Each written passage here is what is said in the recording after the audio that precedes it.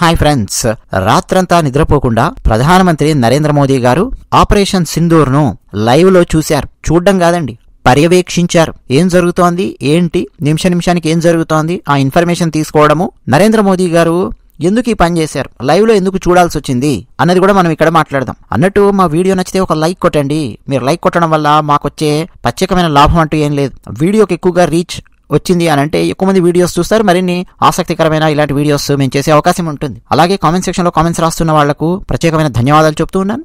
విషయానికి వస్తే నరేంద్ర మోదీ గారు ఆపరేషన్ సింధూర్ ను ప్రత్యక్షంగా చూశారు. దానికి ప్రధానమైన కారణం ఏమిటి అనంటే మహిళల ఆక్రోశం, హృదయ వేదన, భారతీయ మహిళల హృదయ వేదన ప్రతి ఒక్క భారతీయుడిని తాకింది. ఉగ్ర దాడిలో ఏప్రిల్ 22వ తేదీన తమ భర్తలను కోల్పోయినటువంటి మహిళలున్నారు.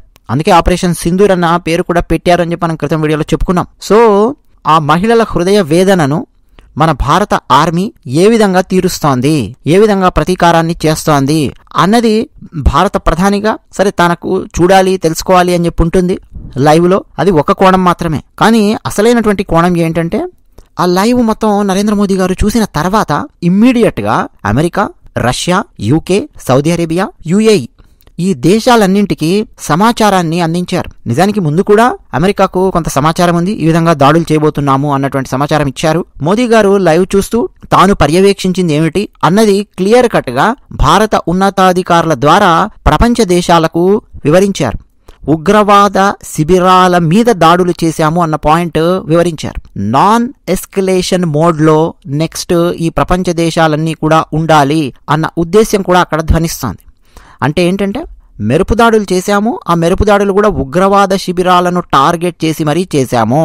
దాన్ని సాక్షాత్తు భారత ప్రధానమంత్రి లైవ్ లో కూర్చొని చూశారు, పర్యవేక్షించారు.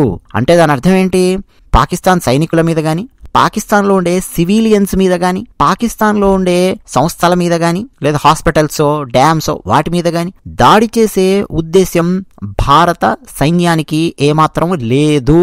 క్లియర్ కట్ గా ఉగ్రవాద శిబిరాల మీద మాత్రమే దాడి చేయాలి అని టార్గెట్ చేసి మరి భారత ఆర్మీ దాడి చేసింది. అది మొత్తం భారత ప్రధాని పర్యవేక్షించారు అన్న బలమైన సందేశాన్ని America, Russia, UK, Saudi Arabia, యుఏఈకి సమాచారాన్ని అందించారు.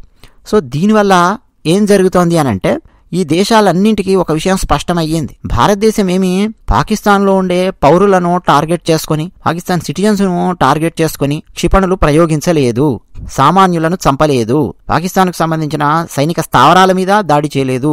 ఈ విషయాన్ని స్పష్టంగా ఈ దేశాలకు అర్థం చేయించడం వల్ల నెక్స్ట్ పాకిస్తాన్ ఏ చర్యలైనా గనక తీసుకుంటే దానికి రిటార్ట్ గా చాలా స్ట్రాంగ్ గా భారతదేశము యుద్ధం రూపంలో గనక ప్రతిస్పందించిందా అప్పుడు ఈ దేశాలన్నీ కూడా ఏమీ మాట్లాడకుండా ఉంటాయి. ఎందుకని ఈ దేశాలన్నింటికీ నరేంద్ర మోదీ గారే స్పష్టమైన సందేశాన్ని ఇచ్చారు. లైవ్ చూశారు మోదీ గారు అన్న విషయం కూడా ఈ దేశాలన్నింటికి తెలుసు. అంటే మోదీ గారేమి లైవ్ లో చూస్తూ కూర్చొని చంపండి పాకిస్తాన్ పౌరులను, లేపేయండి పాకిస్తాన్ సైనికులను ఇట్లా ఆయన చెప్పలేదు, ఇలాంటి డైరెక్షన్ ఇవ్వలేదు అన్న మెసేజ్ ఐక్యరాజ్య సమితి దాకా కూడా వెళ్తుంది. రేపు ఒకవేళ ఇండస్ వాటర్ ట్రిటీకి సంబంధించి వరల్డ్ బ్యాంక్ ముందు పాకిస్తాన్ లబో దిబో అని చెప్పి మొత్తుకున్నా, ఆ టైంలో ఏమైనా డిస్కషన్స్ ఏమన్నా వచ్చినా, పాకిస్తాన్లో ఉండే సామాన్యులను చంపింది భారత ప్రభుత్వం అని చెప్పి మాట్లాడినా క్లియర్ కట్ గా ఈ మిగతా దేశాలు కూడా మాట్లాడే అవకాశం ఉంటుంది. మోదీయే లైవ్ లో పర్యవేక్షించారు, సామాన్యులను టార్గెట్ చేయలేదు, ఉగ్రవాద శిబిరాల మీద దాడి చేశారు అని చెప్పి ఈ దేశాలన్నీ కూడా చెప్తాయి. పైగా అండి మోదీ గారు ఈ రోజు కొత్తగా చేస్తున్నది కాదు ఇది. ఊరి సర్జికల్ దాడులు జరిగినప్పుడు కూడా రాత్రంతా నిద్రపోలేదు. నరేంద్ర మోదీ గారు, రాజ్నాథ్ సింగ్ గారు, అజిత్ దోవల్ గారు, అమిత్ షా గారు, ఇంకా కీలకమైనటువంటి ఉన్నతాధికారులు వాళ్ళందరితో పాటు నరేంద్ర మోదీ గారు కూడా వార్ రూమ్ లో కూర్చొనే ఉన్నారు. లైవ్ లో ఆయన ఇన్ఫర్మేషన్ కనుక్కుంటూనే ఉన్నారు, లైవ్ లో చూడగలిగే సమాచారం అంతా చూస్తూ ఉన్నారు, ఇన్ఫర్మేషన్ తీసుకుంటూ ఉన్నారు. అలాగే బాలాకోట్ ఎయిర్ స్ట్రైక్స్ జరిగిన సమయంలో కూడా నరేంద్ర మోదీ గారు క్లియర్ కట్ గా లైవ్ లో కూర్చొనే ఆ సమాచారం, ఆ ఇన్ఫర్మేషన్ అంతా కూడా తీసుకుంటూ వచ్చారు. సో అంతకుముందు జరిగినటువంటి 2 సర్జికల్ స్ట్రైక్స్ లోనూ ఇప్పుడు కూడా ఉగ్రవాద శిబిరాలనే టార్గెట్ చేసి మరీ ధ్వంసం చేశారు. నెక్స్ట్ పాకిస్తాన్ గనక తీవ్రంగా ప్రతిస్పందించడం గనక మొదలు పెట్టిందా ఇమ్మీడియట్ గా భారత త్రివిధ దళాధిపతులు సిద్ధంగా ఉన్నారు కాబట్టి ఇంకా నెక్స్ట్ స్టెప్ ఏమయ్యాలో అది వేస్తారు. ఆ నెక్స్ట్ స్టెప్ ఇంకా డైరెక్ట్ గా పాకిస్తాన్ సైన్యం మీద ఉంటుంది, ఇక పౌరుల ఎవరు అనే తర్వాత ఉంటుంది నెక్స్ట్. సో ఇదన్నమాట జరిగింది. నరేంద్ర మోదీ గారు మాత్రం స్పష్టంగా తను చూస్తూ లైవ్లో ఇదంతా కూడా పర్యవేక్షించడం అన్నది ఒక బలమైన సందేశం పాకిస్తాన్కి వెళ్ళింది. మరోపక్క పాకిస్తాన్కు చెందినటువంటి ఆర్మీ జనరల్ ఆయన గత 10-12 రోజులుగా మిస్సింగ్, ఎక్కడికి వెళ్ళాడో తెలియదు, అండర్ గ్రౌండ్ లో ఉన్నాడని, బంకర్లో దాక్కున్నాడని, లండన్ పారిపోయాడని, ఇట్లా రకరకాల వార్తలు కూడా వచ్చాయి. బట్ మోదీ గారేమో భారతదేశానికి చెందిన ప్రధానమంత్రి డైరెక్ట్ గా కూర్చొని చూస్తూ కూడా ఆ ఆపరేషన్ ని సక్సెస్ఫుల్ గా జరిపించగలిగారు.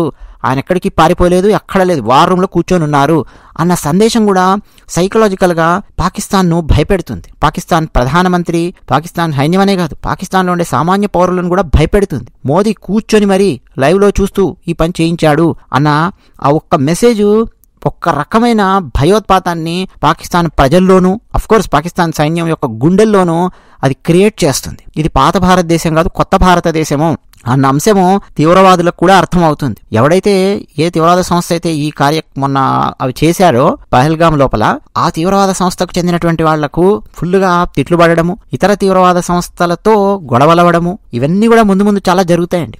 మీరు చేసినటువంటి పని వల్ల పాకిస్తాన్ మీద భారత్ ఎట్లా దాడి చేసిందో చూడు అన్నటువంటిది కూడా వస్తుంది. సో ఇవన్నీ ఉన్నాయి. దీని వెనక మీ అభిప్రాయాలు ఏంటో కామెంట్ సెక్షన్లో రాసి మాతో పంచుకోండి. ధన్యవాదాలు.